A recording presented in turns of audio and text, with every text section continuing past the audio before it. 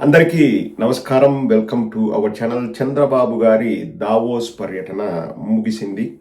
ముగించుకొని 23 లక్షల కోట్ల ఉద్యోగాల్ని బ్యాగులో వేసుకొని వస్తున్నాడు. పప్పు బెల్లాల్లాగా పంచుతాడు.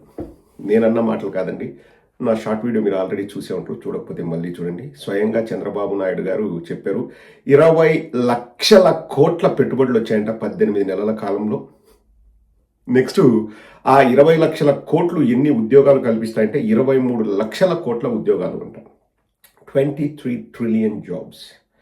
సో ప్రపంచంలో ఉన్న ప్రతి ఒక్కరికి, కేవలం ఆంధ్రప్రదేశ్ భారతదేశం మాత్రమే కాకుండా ప్రపంచ దేశాల్లో ఉన్న పిల్ల, పెద్ద, ముసలి, ముతక అందరికీ ఉద్యోగాలు ఇవ్వచ్చు. ఒక ఉద్యోగం కాదండి, ఒక్కొక్కరికి 2800 ఉద్యోగాలు ఇవ్వచ్చు. ఇది చంద్రబాబు నాయుడు గారి ఘనత. నేను ప్రతిసారి బాబు గారిని పొగుడుతూనే చెప్తూ ఉంటాను. వినేవాడుంటే ఈగ విమానం తోలింది అని చెప్పేసి చంద్రబాబు నాయుడు గారు చెప్తారు. అందులో పెద్ద వింతే ఉండదు. కానీ ఆ ఈగకు నేనే ట్రైనింగ్ ఇచ్చాను అని చెప్పేసి చెప్తాడు. అక్కడే వచ్చింది చిక్కల్లా. సో చంద్రబాబు నాయుడు గారు ఇంకా ఈ జాకీలు ఏమీ పనిచేయట్లేదు అని చెప్పేసి సొంతంగా జాకీలు పెట్టుకోవడం మొదలుపెట్టాడు. ఎందుకంటే పచ్చ మీడియా వాళ్ళు పెడుతున్న జాకీల్ని పాపం సోషల్ మీడియాలో అందరూ తునకలు చేస్తున్నారు.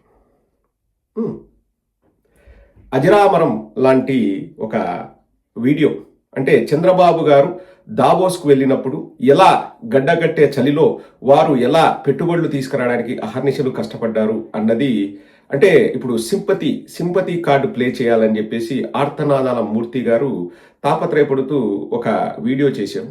అంటే ఇంకా దాన్ని బీట్ చేసే వీడియో లేదు. అందరూ ఏమనుకున్నారంటే ఇది మూర్తి చెప్పిన కట్టుకథ అనుకున్నారు. కాదు, మూర్తి కూడా కాపీనే. ఎవరి దగ్గర కాపీ అన్నది తర్వాత చెప్తాను. ముందుగా మన మూర్తి గారు చెప్పిన వీడియోని ఒక్కసారి వినండి. దావోస్ లో ఇన్వెస్ట్మెంట్ సమ్మిట్ కి వెళ్ళినప్పుడు ఒక హోటల్లో బస్ చేశారు. హోటల్లో చేశారా? ఓకే. చంద్రబాబు గారి రూమ్ లో, చీఫ్ సెక్రటరీ వాళ్ళు వేరే రూమ్ లో, ఆఫీసర్స్ వేరే రూమ్ లో ఇలా ఉన్నారు అందరూ. ఓకే. అప్పుడు -12 degrees టెంపరేచర్ లో ఆ రూమ్, హోటల్ రూమ్ వెంటిలేటర్ కొంచెం పగిలి మంచు మొత్తం లోపలికి వస్తే రాత్రంతా నిద్ర పట్టలేదు ఈ ఆఫీసర్స్ కి. ఇబ్బంది పడి రగ్గులు కప్పుకొని చాలా ప్రయత్నాలు చేసి హోటల్ స్టాఫ్ ఫోన్ చేసి ఏదో రాత్రంతా ఇబ్బంది పడి కొంచెం తెల్లవారుజాము నిద్రపోయారు. మగతగా నిద్ర పట్టింది. తెల్లారేసరికి లేట్ అయింది. వాళ్ళు లేచేసరికి చూడగానే చూస్తే వీఐపీ లేరు. సిఎస్ఓ ఫోన్ చేస్తే వీఐపీ లేరు, వచ్చారన్నారు. వీళ్ళకి అందరు వచ్చి గబగబా రెడీ అయిపోయి అప్పుడే ఎందుకు వెళ్ళిపోయారు అని చెప్పి వెళ్ళేసరికి ఇంకా స్టాల్స్ అన్ని ఓపెన్ కాలే. ఆంధ్రప్రదేశ్ స్టాల్ ఒకటే ఓపెన్ అయింది, మిగిలినవన్నీ అప్పుడప్పుడే వస్తున్నారు. అప్పటికే వచ్చినటువంటి కొంతమంది పారిశ్రామికవేత్తలు, ఫారినర్స్ ఆంధ్రప్రదేశ్ స్టాల్ దగ్గర ఉంటే వాళ్ళందరూ రగ్గులు, మఫ్లర్లు ఇవన్నీ కప్పుకుని ఉంటే పెద్ద పెద్ద ఇవన్నీ వేసుకుని అక్కడ అదే ఖద్దరు బట్టలతో అదే వ్యక్తి అలా కూర్చుని ఇన్వెస్ట్మెంట్స్ గురించి మాట్లాడుతున్నాడు. ఆంధ్రప్రదేశ్లో ఉన్న అవకాశాలు ఏంటి?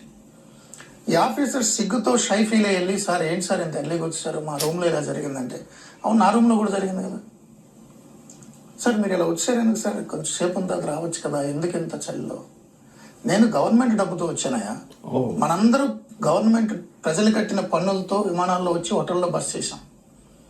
అందరికంటే 10 నిమిషాల ముందు నేను వస్తే నాకు ఎలాగా టైం వేస్ట్ చేయడం అనవసరం. అది హోటల్లో ఉండే బదులు ఇక్కడికి వచ్చాను అనుకో, ఇతర స్టాల్స్తో కంపీట్ చేస్తే మనం కొంచెం ముందు ఎక్కువసేపు మాట్లాడే అవకాశం వస్తుంది. ఒక 2-3 ఫారినర్స్ అట్రాక్ట్ అయినా మన ఆంధ్రప్రదేశ్లో తెలుగు పిల్లలకు 100 మందికి ఉద్యోగాలు వస్తాయి. నేను హోటల్లో ఎందుకు ఉండాలి? ఇది చెప్తే ఆ ఆఫీసర్ కళ్ళమ్మ నీళ్ళు వచ్చినాయి. నాకు ఆయనలే చెప్పారు. అదే విజన్, ఆయన కష్టం. దీన్ని కొట్టే వీడియోనే ఉంటుందండి. నేను విదేశాల్లోనే ఉంటున్నాను. స్కాట్లాండ్ అన్నది చాలా చలి ప్రదేశం. ఇక్కడ కూడా -3, -4, -5 ఉంటుంది జాన్వరిలో మినిమం టెంపరేచర్. ఇప్పుడు నేను కూడా చొక్కా వేసుకుని ఉన్నాను. సరే, ఇప్పుడు చంద్రబాబు అంత గొప్పోడు కాదు.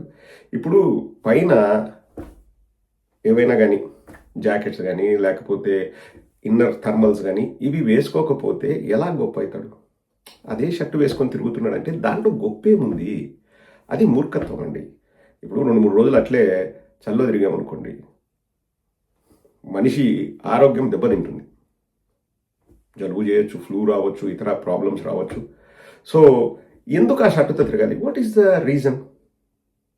ఇప్పుడు చంద్రబాబు నాయుడు నేను పైన జాకెట్ వేసుకుంటే నన్ను ఎవరు గుర్తుపట్టలేరు అని అభద్రతాభావమా, లేకపోతే నా సైడ్ ఎవరు చూడరు అని భయమా? ఇంకా లేదనుకోండి, వ్యక్తిగత కారణాలు ఉంటాయి, అవి మనం డిస్కస్ చేయకూడదు. Because as a doctor I can't talk about others. వాళ్ళకున్న జబ్బుల గురించి కానీ వాళ్ళకున్న ప్రాబ్లమ్స్ గురించి నేను మాట్లాడలేను. సాధారణంగా ఏవైనా చర్మ సమస్యలు ఉండి అవి వేసుకుంటే చర్మానికి ఏదైనా ఇబ్బంది కలుగుతుంది అంటే వాటిని వేసుకోవడం ఆపుతారు. Because every person has their own taste. And also ఇప్పుడు సపోజ్ జాకెట్లు వేసుకుంటే లోపల వేడి ఎక్కువయ్యి చర్మానికి ఏదైనా సమస్య వస్తుందంటే అటువంటి వాళ్ళు వేసుకోరు. But I don't want to discuss that because it's purely personal. But ఒకటైతే చెప్పగలను, చలి పెడుతుంటే చలి ఆపుకోవడం అన్నది చాలా ముఖ్యం. ఎండగా ఉందనుకోండి, చంద్రబాబు నాయుడు గారు ఇండియాలో ఏసీ వేసుకోరా? ఏసీ వేసుకోకుండా 45 డిగ్రీలు మేలో మేము క్రికెట్ ఆడేవాళ్ళం చిన్నప్పుడు. 45 డిగ్రీల టెంపరేచర్లో ఆడుతుంటే మా ఫాదర్ అనేవాళ్ళు, ఏదో జన్మలో పాపం చేసుకున్నారా, మిట్ట మధ్యాహ్నం మే నెలలో మీరు ఎందుకు పోయి క్రికెట్ ఆడతారు, ఏమన్నా కర్మరా మీకు, ఏం చేశారా అని చెప్పేసి మా డాడీ తిట్టేవాడు. అయినా వినకోకుండా వెళ్ళి క్రికెట్ ఆడారు. అట్లా చంద్రబాబు నాయుడు మే నెలలో మండు టెండలో ప్రజలందరూ కూడా కష్టపడుతున్నారు కదా, నేను ప్రజల్లాగే ఉంటాను అని చెప్పేసి 45 డిగ్రీల టెంపరేచర్లో ఎండలో కూర్చొని ముఖ్యమంత్రి పనిచేస్తున్నాడా? చేయట్లేదు కదా. ఏసీలోనే ఉండి కూర్చుంటున్నాడు కదా, ఏసీ కార్లలో తిరుగుతున్నాడు, ఏసీ గదుల్లో ఆఫీస్ వర్క్ చేస్తున్నాడు. ఇంకా దావోస్ పోయినప్పుడు, ఇప్పుడు ఇండియాలో ఏసీ ఎట్లా వేసుకున్నారో దావోస్కి వెళ్ళినప్పుడు జాకెట్లు వేసుకోవడం లేకపోతే థర్మల్స్ వేసుకోవడం అది కామన్.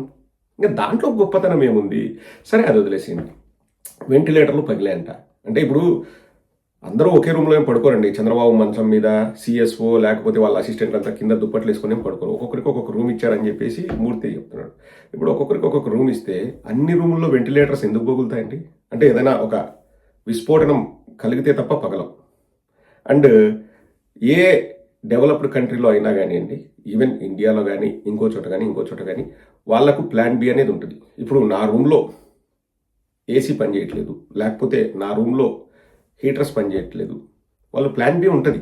ఇప్పుడు ఒక కస్టమర్ వచ్చిన కస్టమర్ని వెంటిలేటర్స్ పగులితే నువ్వు అందులోనే ఉండు, నువ్వు అందులోనే రాత్రి పడుకో అని చెప్పేసి ఏ హోటల్ సిబ్బంది కూడా అడగరండి.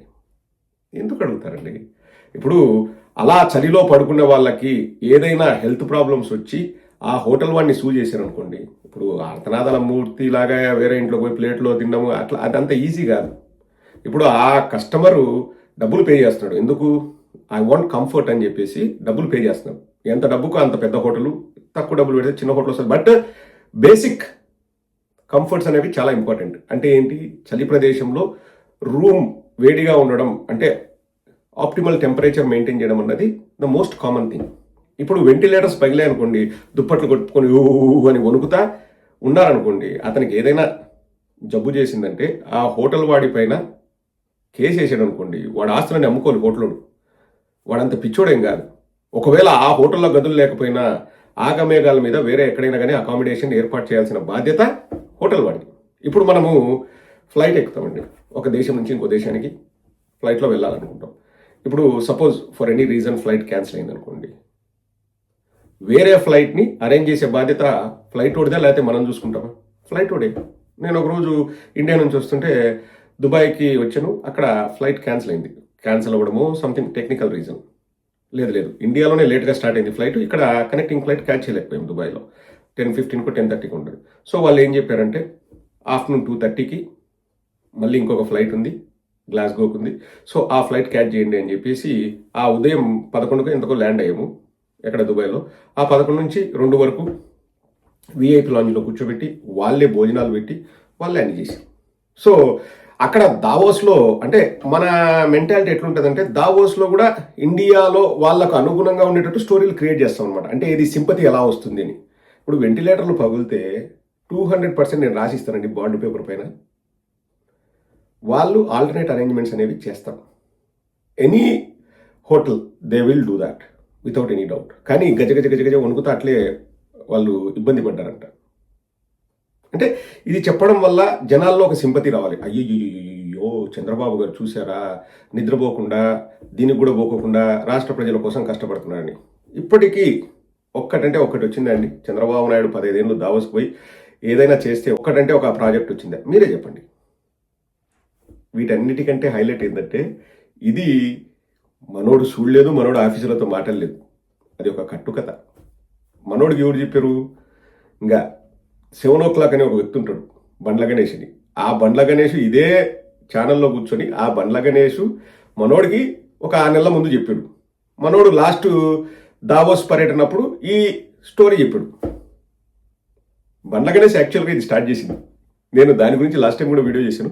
బట్ ఇటువంటివి అండి, అంటే ఇప్పుడు పెయిడ్ జర్నలిజం ఎలా పనిచేస్తుంది, డబ్బులు ఇచ్చి మనం బాకాలు ఊదించుకుంటే, జాకీలు పెట్టించుకుంటే ఎలా పనిచేస్తారనే దానికి చక్కటి ఉదాహరణ అండి. అక్కడికి వెళ్ళి ఆఫీసర్లంతా సిగ్గుతో తలదించుకున్నారంట. స్టాల్స్ ఏమన్నాడు? ఉదయాన్నే ఎవరు కూడా ఓపెన్ చేయలేదన్నారు స్టాల్స్. కానీ ఫారినర్స్ మొత్తం వచ్చారంటే చంద్రబాబుతో మాట్లాడుతున్నారు. స్టాల్సే ఓపెన్ కానప్పుడు ఫారినర్స్ ఎక్కడి నుంచి వస్తారండి? అంటే ఇప్పుడు ఫారినర్స్ అంటే దాని పోయే దానాయలేం కాదు కదా. వాళ్ళు కూడా వ్యాపారస్తులు ఎవరో ఒకరు ఉంటారు. ఓకే, ఉదయం 6 o'clock ఏ స్టాల్ ఓపెన్ అయిందని అలా పోయి చూసి వద్దాము, వాళ్ళతో మాట్లాడదాం అనుకుంటారా? లేకపోతే చంద్రబాబు నాయుడు ఏది జాకెట్ లేకుండా లోపల థర్మల్స్ లేకుండా వెయిట్ చేస్తారని వెళ్తారా? పోనీ అట్టబోయి కూడా ఏం తెచ్చినాడు? నిన్న ఒక వీడియో చేసి చూపించాను. ఒక భారీ పెట్టుబడి పెట్టే వ్యక్తి, బడా పారిశ్రామికవేత్త 5,000 కోట్లతో సూట్ కేసు పెట్టుకొని తిరుగుతున్నాడు కదా. నారా లోకేష్ -12 degrees చలిలో కూడా వాళ్ళకు వేడి పుట్టించాడు కదా. ఎట్ట పుట్టించాడు వేడి నాకు తెలుదులేండి. ఇంకా మళ్ళీ మీరు వేరే రకంగా ఆలోచించద్దు. అంటే ఆయన మాటలు వేడి పుట్టించని. మరి ఆ 5,000 కోట్లు ల్యాండ్ అయిందే ఎక్కడ పెట్టారు? హెరిటేజ్లోనా, రామోజీ ఫిల్మ్ సిటీలోనా, ఏబిఎన్ ఛానల్లోనా, TV5లోనా? లేకపోతే పాపం వీళ్ళందరికీ బేటా ఇవ్వంగా మిగిలింది తీసుకొని పాపం ఏందో వాడికి వచ్చినట్టు, వాడికి తోచినట్టు, వాడి ఇష్టారైతే మాట్లాడుకునే టెలికాం పౌడర్ ఛానల్లోనా?